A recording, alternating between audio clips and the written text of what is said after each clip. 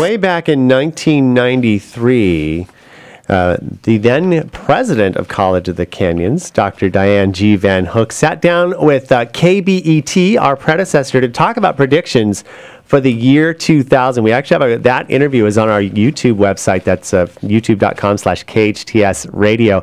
And it's very fascinating that a lot of the predictions that she talked about, especially things with distance learning, have come true.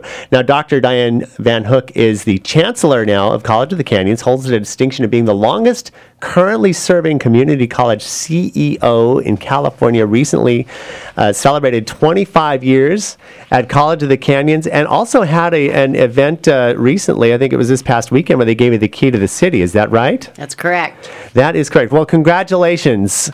And it's an honor to have you on the program. Now, talking about College of the Canyons, I don't think a lot of people realize that it's been around for over 40 years. It started from humble beginnings at actually the Hart High School campus in 1969. And from, as they say, small acorns, a tiny oak has grown.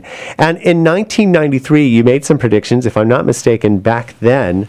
As my other paper goes flying off, no big deal. I think you had something like 8,000 students around then, and Correct. they were predicting 15,000 students by the year 2000. How close were you to that? We were pretty much on the money for that. And that year 2000, we had been through, I think, 1 or 2 recessions by that time. But my goodness, if you flew up in a helicopter, which we did, and looked at all the pads that had been cut in the sides of the hills, we knew we were going to grow. When I first came to College of the Canyons, we had a little over 4,000 head count,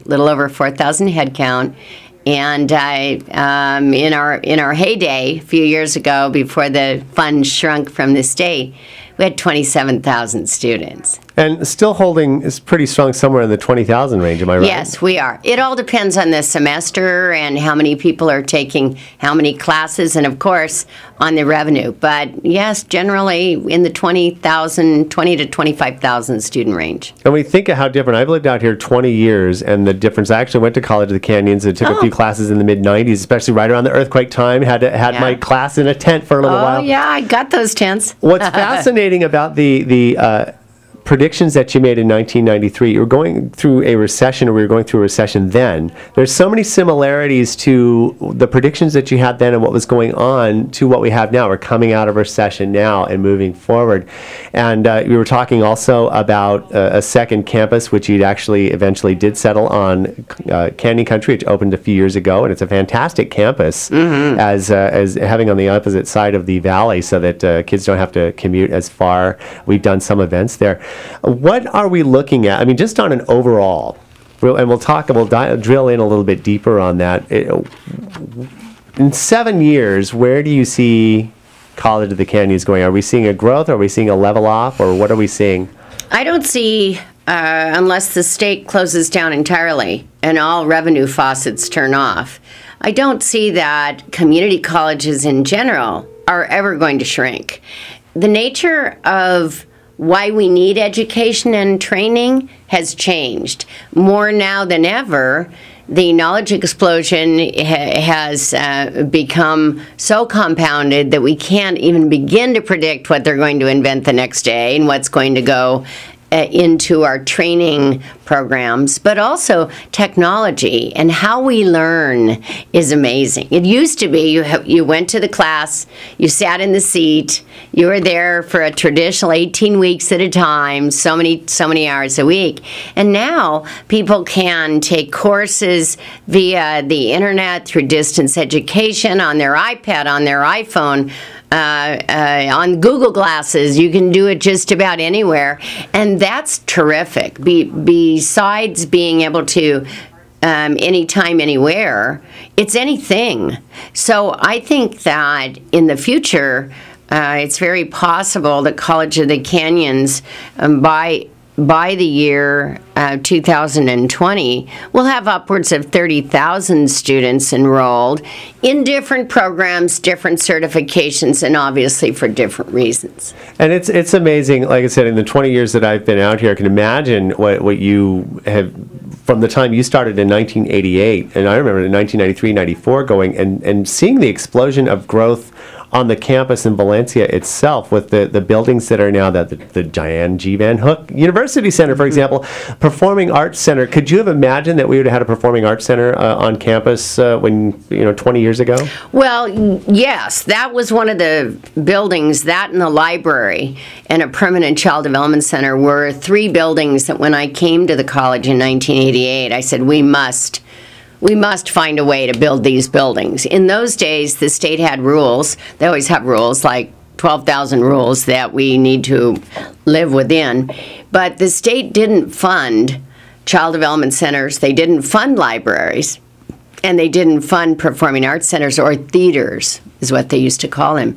Over the years, we were able to, securing the support of our legislators and people in the community, we were able to shape some public policy and formulas, along with other very aggressive CEOs at other community colleges. So we got the rules kind of rewritten. And we were able to receive funding for all of those buildings, plus many more. The passage of Measure C and M, Measure C in 2001 and Measure M in 2006, enabled us to really leverage and get more state dollars whenever the state dollars are available. Because when you get to match it, you get to get it sooner. So for us, that worked out great. For me, the Performing Arts Center was a very missing component for Santa Clarita, for our community, as well as our college. Even back in those days, the Valley had a huge history of filming, and so it didn't make any sense that we wouldn't be a cultural center and that we wouldn't add a radio, television, film program and all the supportive majors that you need to have a vibrant cultural environment. So that was a big priority. Everything that we did in the theater arts, performing arts, happened in our cafeteria, which was also built in the early 70s. And it was delightful. They did a great job building it. It was reasonably attractive for a 60s, 70s building.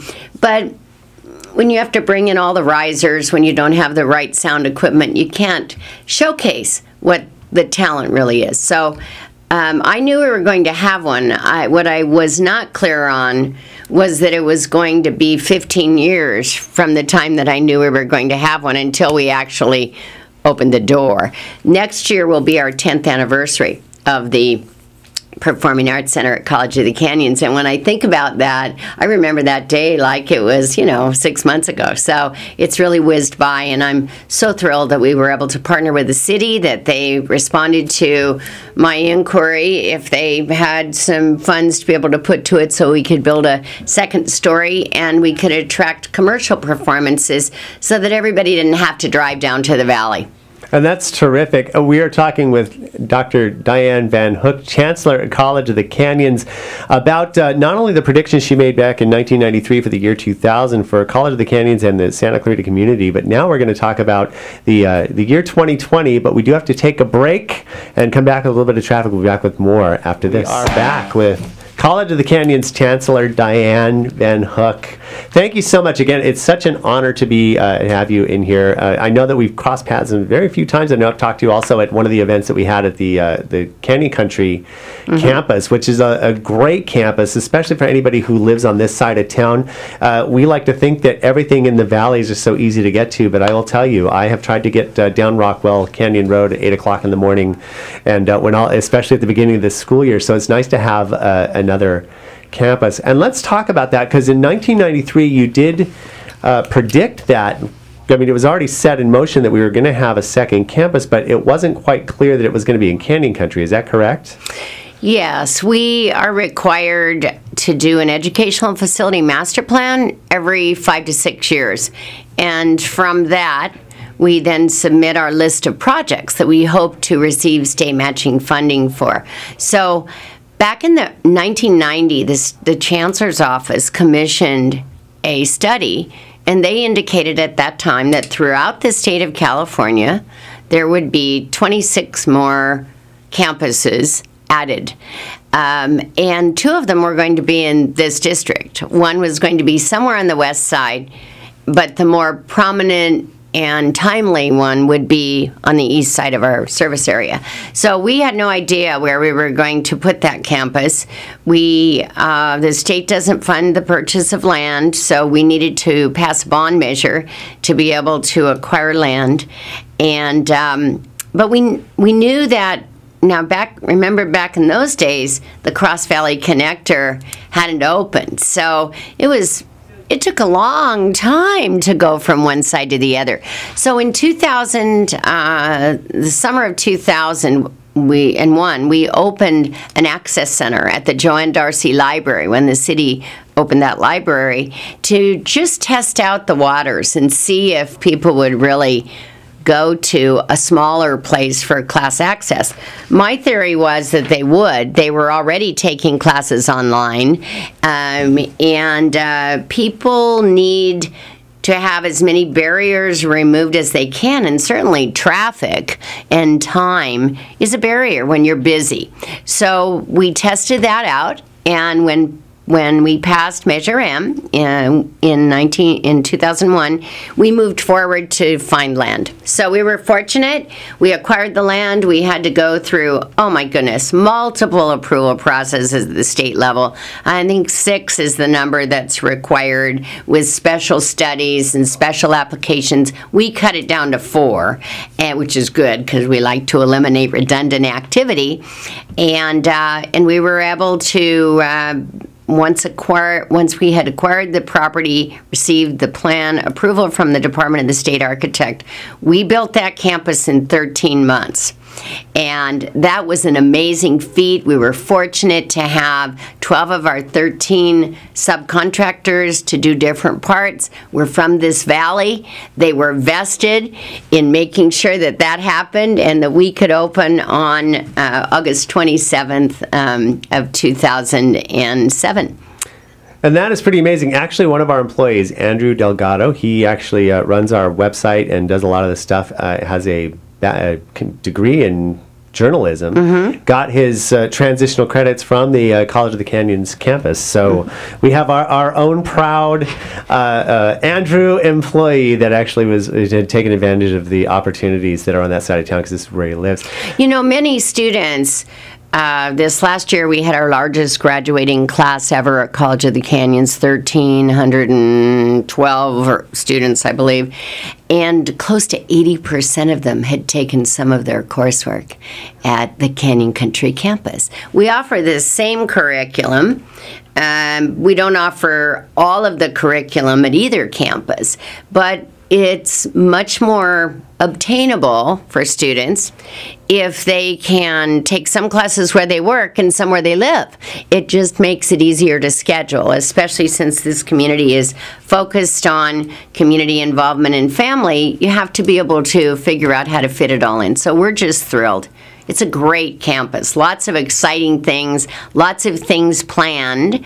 Last fall, we brought some modulars over from our Valencia campus, where we were planning on putting the Culinary Arts Building, which is under construction now. We brought those over a year ago summer and set up a whole additional quad of classrooms. We built and opened the Applied Technology Training Center at the Canyon Country campus and opened that up about a year and a half ago. So we are now in line for state matching money for 6 permanent buildings at Canyon Country. Now that means the state has to figure out how to make those funds available, but we have the match money lined up for at least 3 of those buildings, and we're in the ready position. We're almost done with the Valencia campus. We are under the, we're on a timeline to finish our 46,000 square foot student services, to bring all our student services into one place, an administration building that should open up next fall, 2014, and we are constructing our Culinary Arts Institute, which should also be open for the fall of 2014. Once those buildings happen, other than retooling existing facilities to accommodate majors and training that we don't even in some cases know is going to exist yet, we will be finished with the Valencia site, and all of our emphasis will be going on to Canyon Country. And that's the thing about the projections of what you need to offer. Like you say, you do a plan every 5 years or so. I want to talk a little bit more about what we're projecting for the upcoming years, especially with the growth of the community, because there are some definite plans in place for the population to grow here, especially the business centers in the residential areas. But we do have to do this thing again where we break for a commercial, have another traffic break. I'm speaking with Dr. Dianne Van Hook, Chancellor in College of the Canyons, who's the longest-serving CEO of a community college in California for over 25 years. So we're very proud to have you on the show. We'll be right back after this. The hometown station, AM 1220 KHTS. Time is 8:33. We are back in studio with College of the Canyons Chancellor Dianne Van Hook. 25 years on the job. A lot has changed since 1988, and a lot has changed even since 1993 when you sat down with KBET, our predecessor, to talk about the year 2000. Now you're kind of here as a follow-up and talking about the future of education, and especially on the community college level here in Santa Clarita. And talking about, we were talking during the break about especially the development of technical skills that people can learn, even at the junior college level, that will take them through to fairly decent paying careers, right? Yes. The whole field of workforce training and career technical education is very different now than it was when I was a community college student in the late 60s. Actually, at College of the Canyons, 48% of all of our coursework is classified as career technical education. But interestingly enough, close to 90% of that coursework transfers. So the nature of what four-year colleges and universities are doing, depending on when they're public or private and what state they're located in, has become much more highly technical.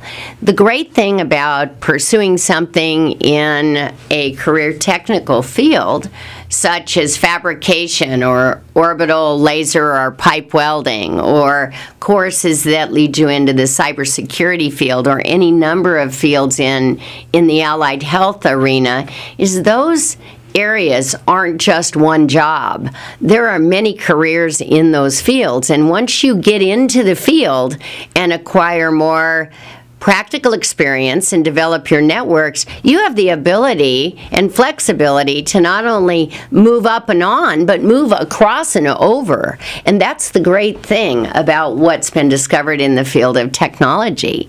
So, for example, when we established a Center for Applied and Competitive Technologies in the 90s and worked with Aerospace Dynamics to locate that at their company and open it up for a training center for anyone who wants to go to those courses in design and manufacturing,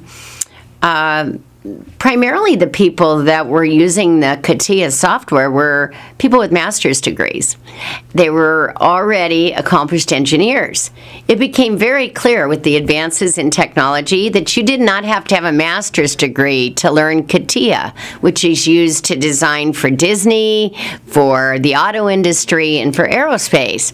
So now you can, as long as you have some basic understanding and know how to use the computer, you can actually take those design courses and land yourself a job that can start anywhere from $30 to $55 an hour. Now that's great. That's funny when you said that, because I was thinking $30,000 to $55,000 a year. That is definitely more than so. $30 to $55 an hour is incredible for coming out of school. That's incredible. Is, and the better you get at it, the more applications that you acquire, how you know to intersperse those applications, fabulous. The same thing in our fabrication or welding area. We don't just, in fact, we do very little arc welding anymore. We do laser welding, we do orbital, we do, and are moving into pipe welding. We just acquired a National Science Foundation grant to move into that area. Welders, when they graduate with their welding certification from the city that they have to take an exam, whether it's the County of LA or the City of LA or wherever it is, if they go into the private sector, they can start out making $75,000 to $90,000 a year without overtime. And you can be a welder anywhere in the world. You can be in fabrication anywhere in the world. So many of the things that we're training in are portable careers. It's not that you have to work for one company only for the rest of your life. You have a lot of value to add to the profession. So we're really looking at, and have already developed over 90 specializations that people can come to the college, acquire, and be placed in the industry. And we're very fortunate that we have a very active internship program with hundreds of internships in fields, not only in the Santa Clarita Valley, but in businesses in our region. So we have students in our radio, television, film, it's now called Media Education Arts, field that are working at every major studio in Burbank. And when you are able to be placed in an internship at KABC, and they see that you know what you're doing, and furthermore, you got to train on state-of-the-art equipment, which College of the Canyons has better equipment than many of the four-year colleges that provide the same lower division education in that field that we do, you get offered jobs, and then you get offered promotions. So we're really thrilled at the ability that we have had to work with the local businesses. On any given year through our Economic Development Unit, we train and provide education and training to 5,000 to 10,000 local employees in the Valley so they can upgrade the skills that they already have and help their companies grow and secure additional contracts. So it's a wonderful system. And back in 1993, we had a few partnerships with business, but my goodness, in the last 7 years, since in 2007, from 2007 to now, we've provided training for close to 5,000 businesses in the Valley that have helped them expand their capacity and retool themselves as the need arises or the opportunities present themselves. That's so exciting. We already have that natural placement network for our students. All coming out of Santa Clarita. We are talking with Dr. Dianne Van Hook, Chancellor of College of the Canyons, catching up not only on the predictions that you made back in 1993 for the year 2000, but we're also talking about the forecast for the upcoming years. We do have to take a quick break.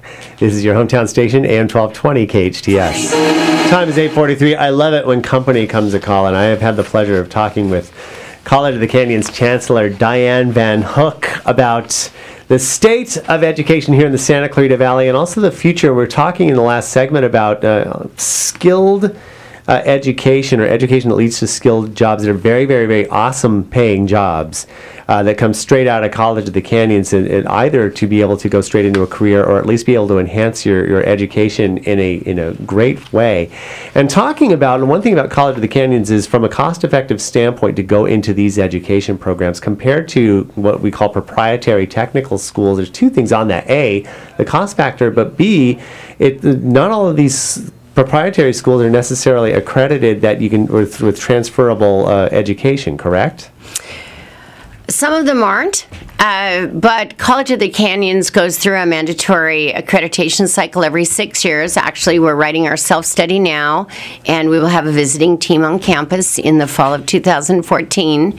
I've been through 4 accreditations at College of the Canyons. This will be the 5th, and the college has never failed to receive a totally clear reaffirmation of its accreditation, usually with many, many commendations, and we expect to receive that next fall. The college community colleges by the master plan in the state of California were designed to enhance access. That's why we have a lot of community colleges. The theory was you would be within 30 minutes of getting to a community college. And I've worked in 2 that aren't 30 minutes of the next one, in Quincy, California, Feather River College, and Lake Tahoe Community College. But the idea was to help people develop their potential by putting education close and within reach, not only geographically, but financially. So there's an effort on the part of the legislature and policymakers in California to keep the costs low. Our current cost per unit is $46 a unit, which means that for a 60-unit associate degree program, most of which, 90% of which also transfer and provide the first 2 years of a bachelor's degree, it's about $3,000 for 2 years of education. And of course, that doesn't include books and supplies and materials, but very, very affordable. California community colleges are the most affordable community college system in the United States. The next closest is Oregon. The last I checked, their tuition was about $110 a unit. So it's quite a bargain. And that it's no great wonder to me that we attract people, not only because of the quality of the programs, but also because of the affordability. 1 out of every 10 students that goes to college, any college in the United States of America, goes to a California community college. So as a quote system, we have the ability to change the face of our workforce and its competitiveness in the United States. So for us, it's very, very exciting, and we've had the great good fortune to develop 80 to 90 very unique partnerships, whether it's for regional training in energy management with the National Science Foundation, or an older adult skills training program with UCLA. The list would go from here to the parking lot. It's amazing. And I think that people want to work with College of the Canyons because we're known for our results, we're known for our quality, and we're known for our vision. We don't just look at what's on our desk through a magnifying glass and try to make that bigger. We look way out on the horizon on what's coming down the pike, what opportunities are there, and then we develop a plan backwards to be able to get there. The University Center was one of those ideas, and the University Center enabled us to provide access to the next step for a goodly number of people in our valley. To date, over 30,000 different people have taken advantage of taking coursework towards the 40-degree programs that we offer, the bachelor's, master's degrees, and the teaching credentials and certifications. So College of the Canyons, by any measure, doesn't do only what it's funded to do. We aren't just a transfer diving board where you come and get your first 2 years and transfer, although we do that exceptionally well and have dozens of transfer agreements with four-year colleges. But we also provide a very viable entry into the workforce in a plethora of fields, and provide that technical assistance that allows you to learn the next thing in the broadcasting media arts field, so you can continue to thrive and help KHTS grow. That's what makes us unique. So I should go back to school then. You can always learn. You are never too old to learn. That's true, and there is always, especially with the advent of technology and communication going beyond just television and radio anymore. And this has been a fascinating education for me, Doctor. This has been amazing. Dr. Dianne Van Hook, Chancellor, College of the Canyons, talking about our education system and the broadening the horizons of what's on the future. So thank you so much for stopping by. It's been an absolute pleasure to have this time with you, and all the success in the world and continued success for College of the Canyons. Thank you very much. It's been a privilege. You bet. The Powerhouse Fire continues to blaze, and 30 homes have been destroyed. What does the Tilted Kilt brand represent to you?